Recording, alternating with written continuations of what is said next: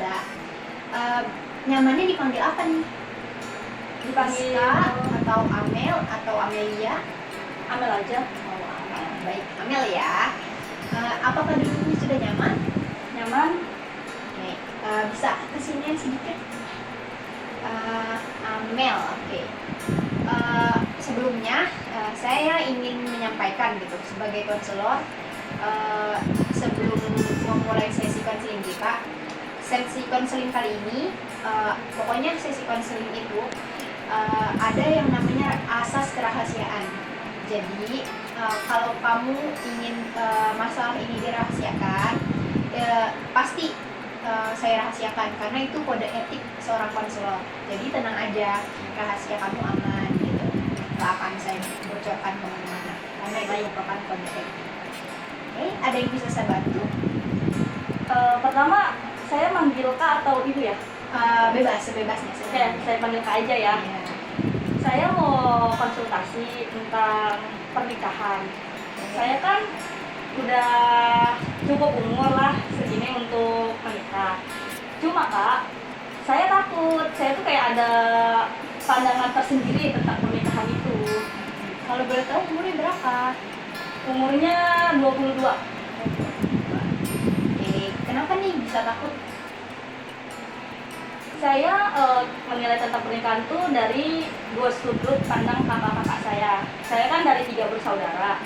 Nah, kakak-kakak saya itu 2 cewek dan mereka sudah menikah semua kan. Ya. Nah, jadi saya sebagai anak terakhir, cewek terakhir di rumah, saya mikir kayak nanti kehidupan saya setelah nikah tuh bakal kayak apa ya? Apa kayak kakak pertama saya atau kakak kedua saya? Soalnya dari mereka berdua ini kehidupan setelah menikahnya itu benar-benar beda drastis gitu. Kayak kakak pertama tuh dia agak kurang itu sama suaminya. Terus yang kakak kedua alhamdulillah harmonis aja gitu. Jadi saya takut kayak nanti pas saya nikah tuh hubungan saya dan suami dan keluarga saya itu akan seperti apa gitu.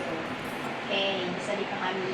Jadi pada intinya Kak Amel ini takut akan pernikahan karena melihat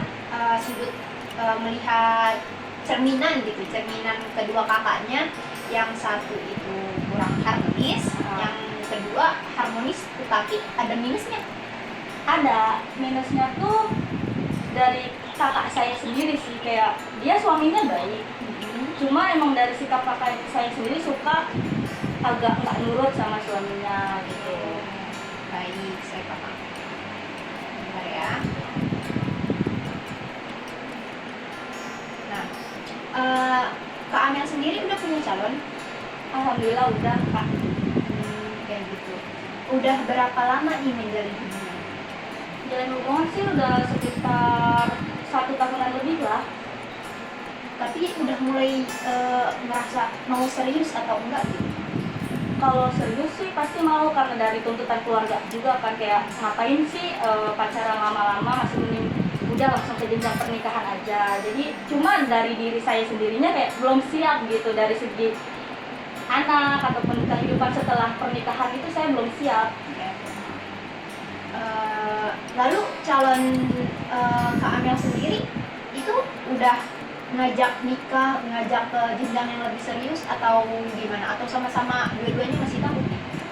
Kalau dari pasangan saya sendiri ada, apa sebelumnya itu dia pernah ngobrol kayak mau ngajak serius, cuma dari diri saya masih bimbang, belum bisa ngajak pasangan saya itu ngomong ke arah yang lebih serius. Ini bisa dipahami. Jadi pada dasarnya takut nikah karena melihat contoh orang terdekat kayak gitu. Oke, gini. Sebelumnya saya ingin nanya nih. Kak Amel sendiri sangat dekat kan sama sama kedua kakaknya sampai bisa melihat keadaan rumah tangga beliau berdua? Kalau dekat untuk yang kakak pertama saya tuh saya kurang dekat, jadi saya cuma melihat dari jauh aja hubungan mereka. Nah kalau dari kakak yang kedua saya cukup dekat karena saya sempat tinggal bareng lah sama mereka berdua. Apa sih yang bikin takut banget gitu loh buat ke jenjang yang lebih lebih serius lagi, entah itu takut tidak sesuai ekspektasi atau mungkin kayaknya belum siap aja gitu. Ada dua faktor sih yang bikin saya tuh belum siap untuk ke jenjang yang serius. Itu pertama anak, yang kedua dari sikap calon suami saya. Karena menurut saya walaupun saya udah pacaran lama sama dia, sikapnya tuh masih ada yang bikin saya dia cocok gak ya buat jadi pasangan saya selanjutnya gitu. Gitu. Tapi kenapa masih bertahan sama calonnya? Faktor udah lama, kita ngejalin hubungan udah lama, terus udah kenal keluarga masing-masing juga, sama mungkin faktor sayang. Gitu ya. Tapi menurut Kak Amel ini memang harus dipertahankankah hubungan seperti ini walaupun Kak Amel kurang yakin untuk jenjang yang lebih serius, atau kayaknya sebenarnya Kak Amel itu udah mau udahan gitu, karena menurut Kak Amel ini tuh buang-buang waktu kayak gitu. Menurut Kak Amel lebih ke arah mana? Kalau menurut saya pribadi dipertahankan, karena sikap dia tuh yang ini tuh misalnya masih bisa saya ubah. Saya yakin saya bisa mengubah sikap dia, dan juga keraguan ini juga kan datangnya dari diri saya pribadi kan. Jadi mungkin dalam hubungan masih bisa dipertahankan. Kalau saya mau mengubah diri saya, keyakinan saya atas pernikahan itu, kalau nggak bakal terjadi apa-apa, mungkin bisa dipertahankan. Gini ya, kalau menurut saya gitu, yang saya lihat gitu, kayaknya bukan gini. Kalau mempertahankan hubungan ini, apakah Kak Amel beneran bahagia? Pasti. Kayaknya saya bakal bahagia, karena dari pasangan saya juga nggak yang buruk-buruk banget, Kak. Jadi masih bisa dipertahanin, dan saya yakin saya bisa bahagia kalau saya yakin sama diri saya sendiri juga. Oke. Gini ya, langsung ke ini aja. Kalau misalkan soal pernikahan gitu, nggak yakin tentang anak gitu, bisa sebenarnya. Kalau menurut saya bisa langsung enggak sih, karena emang pernikahan butuh ini ya, butuh mental yang siap gitu. Kalau belum siap memang tidak boleh dipaksakan kayak gitu. Tapi menurut Kak Amel nih, solusinya soal anak itu bisakah menurut Kak Amel program untuk menunda kehamilan? Terus masalahnya mental Kak Amel udah siap belum kalau kayak gitu? Siap gak siap, sebenarnya saya emang pengennya gitu, kayak nanti bicarain sama keluarga, kalau nggak sama suami, kayak nanti setelah nikah kayak saya nggak mau langsung hamil gitu, pengennya jeda berapa tahun atau 1 tahun atau berapa bulan untuk ya nikmatin masa-masa sama suami lah ya. Udah berapa lama nih ngerasa kayak gini gitu? Udah semenjak beberapa tahun yang lalu sih, pas saya waktu itu pernah ngurus ponakan saya, anak dari kakak kedua saya. Jadi sebelum sama calon pun udah takut nikah ya? Iya. Kayak gitu. Coba balik lagi, ngerasa udah yakin belum sama calonnya kalau misalkan ini tuh kayaknya yang terakhir buat saya gitu?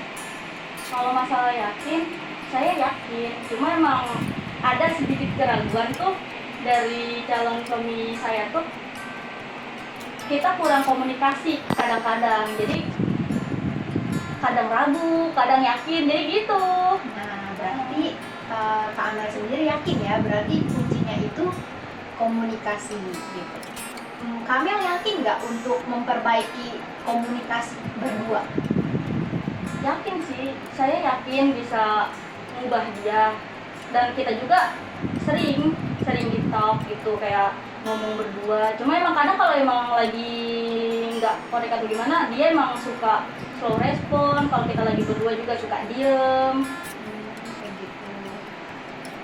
Pada intinya takut karena cerminan orang terdekat gitu. Menurut Kak Amel itu wajar gak sih? Kayak misalkan takut karena seseorang, tapi kan ini kehidupan saya gitu. Menurut Kak Amel itu hal yang wajar atau enggak? Kalau menurut saya wajar, karena emang nggak tahu ya, saya tuh emang tipe orang yang mikirin perkataan orang lain gitu. Jadi ngelihat orang sekitar juga nih, dari kedua kakak saya yang hidupnya beda drastis. Jadi kayak nih, nanti setelah nikah hidup saya gimana ya, ngikutin kakak pertama atau kakak kedua, karena beda banget kehidupan mereka tuh. Jadi kayak takut sendiri nih, nasib saya gimana gitu selanjutnya. Kuncinya, boleh saya kasih saran? Boleh banget ini. Kuncinya tiap manusia itu kan pasti beda-beda ya, jalan hidup juga beda-beda. Kalau menurut Kak Amel bingung ngikutin yang mana, kenapa Kak Amel nggak ngikutin kata hati Kak Amel aja? Kayak walaupun nih misalkan ragu, it's okay gitu, ragu ya, maka jangan terburu-buru menuju jenjang yang lebih serius lagi, pernikahan. Tapi alangkah baiknya Kak Amel jangan terlalu sering bercermin di kehidupan rumah tangga orang lain, karena orang yang di rumah tangga itu berbeda dengan orang yang akan Kak Amel ajak untuk berumah tangga, dan orang itu Kak Amel berbeda dengan Kak Amel sendiri, kayak gitu. Kalau untuk ketakutan itu wajar sih, semua orang mungkin pasti pernah ada di fase itu, karena yang namanya pernikahan nggak main-main gitu. Nah, untuk itu saya sarankan Kak Amel lebih banyak fokus pada diri Kak Amel sendiri. Kak Amel inginnya seperti apa, Kak Amel lebih suka kayak gimana gitu. Lebih sering komunikasiin lagi ke calonnya Kak Amel kayak gitu. Karena kan kalau misalkan komunikasi itu nggak terjadi secara baik, ya maka seperti inilah yang terjadi. Menurut Kak Amel, omongan saya benar atau tidak? Benar banget sih, emang kayak kita tuh harus yakin masing-masing juga, komunikasinya juga kan harus kayak lancar gitu. Jadi saya juga mikir, karena nggak boleh ngelihat kehidupan orang lain, kayak nentuin nasib kita berdasarkan nasib orang lain kan. Cuma emang kadang suka kepikiran, cuma setelah mendengar apa yang kakak ucapin tadi, jadi agak sedikit terbuka pikiran saya terhadap pemikiran saya selanjutnya nanti. Alhamdulillah kalau kayak gitu ya. Jadi pada intinya menurut Kak Amel sendiri hal itu nggak dibenarkan kan, melihat terlalu fokus terhadap orang lain, karena kan kita juga sendiri belum menjalani itu. Iya. Bagaimana kita tahu ke depannya kayak gitu ya kan? Oke, kalau saran dari saya cukup untuk ke depannya. Kalau soal takut kayak gitu itu wajar ya Kak ya. Mungkin lebih dibuka lagi pikirannya gitu. Menurut Kak Amel sendiri, apakah bagus terlalu melihat kehidupan orang lain walaupun itu kakak sendiri, tapi kan yang namanya manusia pasti berbeda, betul? Jadi intinya yang kurang harmonis tadi, Kak Amel bisa lihat nih, kurang harmonisnya karena apa ya gitu, sebabnya apa ya? Menurut Kak Amel sendiri kurang harmonis itu karena apa? Kalau dari yang saya lihat, mereka tuh sama kayak saya, kurang komunikasi. Kakak saya sama suaminya itu kurang komunikasi, jadi sering salah paham. Terus kakak sayanya juga terlalu takut sama suaminya, jadi suaminya itu mikir, aku bisa nih ngatur dia gitu. Jadi ya nggak harmonis lah jadinya. Ya berarti kuncinya komunikasi ya, menurut Kak Amel sendiri itu komunikasi sepenting itu. Lalu soal pemikiran Kak Amel yang gue bisa nih ngubah dia, menurut Kak Amel itu benar apa enggak sih? Kalau menurut saya ada sedikit benarnya, karena ada kebanyakan orang bisa mengubah pasangannya dan mau berubah demi pasangannya kan. Mungkin saya nanti mikir kayak, ayo kalau mau ke jenjang yang lebih serius, komunikasi kita tuh harus dibenerin dulu sebelum kita lanjut yang ke lebih serius. Kalau misalnya emang dia beneran mengajak saya ke jenjang yang serius, mungkin bisa mengubah dia gitu, komunikasi kita bisa dibenerin lagi. Oke, kalau pemahaman Kak Amel kayak gitu, tapi Kak Amel nyoba belum untuk mengubah dan terus benar-benar pasangan Kak Amel itu berubah? Nyoba pernah, karena waktu itu pernah kan kita ngobrol berdua kayak ada apa-apa tuh cerita. Saya nyuruh kayak kamu tuh kalau ada apa-apa cerita, terus kayak jujur. Pokoknya kita saling terbuka, saling sharing masalah masing-masing. Ya awalnya oke, dia berubah nih, lebih terbuka sama saya. Cuma pas kebelakangannya ya udah jadi balik lagi ke pendiam. Memang nggak tahu, emang kayak sikap dia tuh aslinya pendiam. Cuma ya gitu lah. Berarti benar atau tidak? Jadi pada intinya kita nggak bisa mengubah seseorang berdasarkan keinginan kita, benar atau tidak? Bener. Nah, berarti apa yang perlu dibenahi dari pikiran Kak Amel bahwa tidak seorang pun bisa berubah demi Orang lain. dia, betul, demi diri kita. Kita nggak bisa mengubah orang lain hanya karena kita ingin. Dia akan berubah demi kita kalau dia sendiri yang mau. Jadi keinginan diri dia sendiri. Iya, nggak bisa kita paksakan, bener kan? Sama seperti Kak Amel disuruh untuk berubah sama seseorang. Kalau Kak Amel nggak mau dia kayak gimana pun minta Kak Amel berubah, maka Kak Amel nggak akan berubah. Betul, seperti itu. Jadi itu ya yang perlu di-upgrade lagi, pemikiran Kak Amel soal itu harus diubah. Lalu soal ini nih, soal ketakutan rumah tangga yang tadi gitu. Selain terlalu sering cerminan orang lain, itu sebenarnya rasa takut itu sebenarnya bisa jadi karena Kak Amel ini belum yakin juga terhadap diri Kak Amel sendiri. Itu betul atau enggak? Betul. Betul. Apa yang menurut Kak Amel nggak yakin sama diri Kak Amel sendiri? Pertama, jujur karena saya takut nggak bisa ngurus suami saya. Kayak saya belum pantas atau belum bisa ngurus diri sendiri, apalagi ngurus orang lain kan. Terlebih kalau udah nikah pasti ada yang namanya anak. Saya takut nggak bisa didik anak saya, jadi itu ketakutannya. Oke. Menurut Kak Amel, kalau ketakutan hal itu wajar atau tidak? Wajar sebenarnya, kayaknya banyak orang yang mikir yang sama seperti saya. Betul. Lagi pula kalau soal mengurus anak segala macam gitu kan, menurut Kak Amel itu wajib dipelajari sebelum pranikah, atau bisa sambil belajar setelah menikah bareng-bareng dengan suami? Kayaknya wajib sih sebelum nikah tuh, karena biar supaya kita punya bekal selanjutnya. Oke, bagus ya pemikirannya ya. Tapi ketakutan berlebih itu juga nggak bagus, karena bagaimana Kak Amel mau melangkah menuju langkah yang lebih baik gitu, menuju kehidupan yang lebih baik, kalau Kak Amel terus terpaku dengan ketakutan tersebut. Oke, baik. Sikap calonnya juga tadi Kak Amel tinggal komunikasi lagi, terus juga tadi poinnya tidak bisa mengubah orang lain. Berarti kuncinya menurut Kak Amel, siapa yang perlu diubah? Pemikiran Kak Amel, diri Kak Amel, orang lain, atau mana? Dari dari perbincangan kita tadi, sepertinya dari pikiran saya sih yang harus diubah. Iya, komunikasikan lagi. Mungkin selanjutnya bisa juga ajak konseling calonnya gitu kalau sudah benar-benar yakin. Dan oke, mungkin konseling kita segitu aja.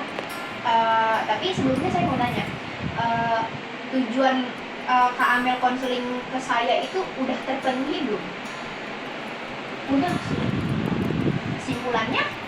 Kesimpulannya ya harus perbaikin diri saya, kayak dari pemikiran, terus komunikasinya juga kan sama pasangan harus dibenahin lagi, dan jangan takut yang berlebihan. Mungkin nggak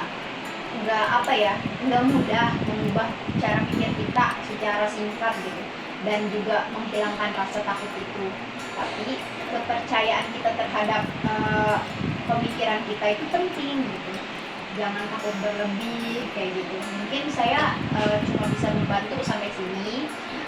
Kalau misalkan ada yang perlu dikonsultasikan lagi, hubungi saya lagi gitu kan.